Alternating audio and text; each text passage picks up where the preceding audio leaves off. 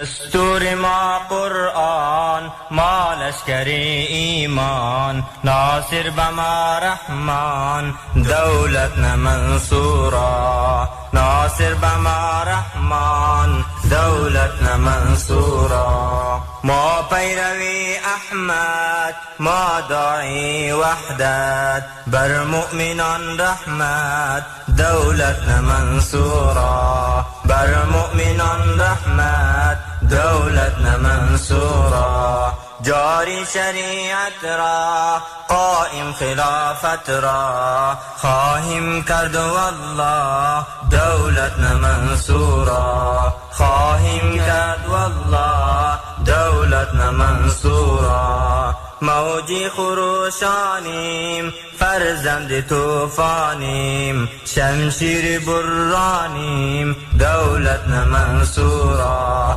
شمشیر برانیم دولتنا منصورا غالب شود این دین مهزوم هر بیدین کفار و مرتدین دولتنا منصورا کفار و مرتدین دولتنا منصورا مالم فدا جانم خاک خراسانم از بحر ایمانم دولتنا منصورا از بحر ایمانم دولتنا منصورا با نصرتی الله پیروزی جند الله آن لشکری الله دولتنا منصورا آن لشکری الله دولتنا منصورا چین و عرب از ما روم و فارس از ما هم ترک و هند از ما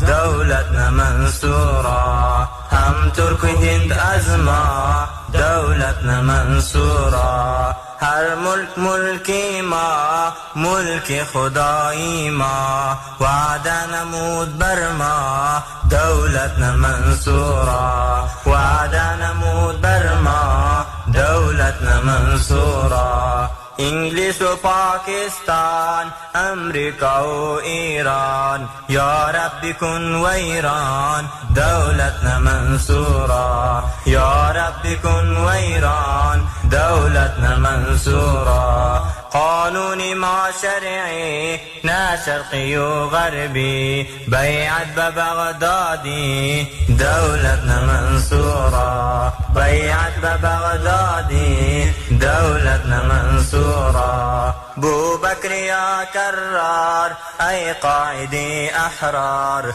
دشمن شد است و خار دولتنا منصورا دشمن شد است و خار دولتنا منصورا یا رب خلافت خود از جان و دل محبوب عمر شود ممدود دولتنا منصورا عمر شود ممدود دولتنا منصورا عمر شود ممدود دولتنا منصورا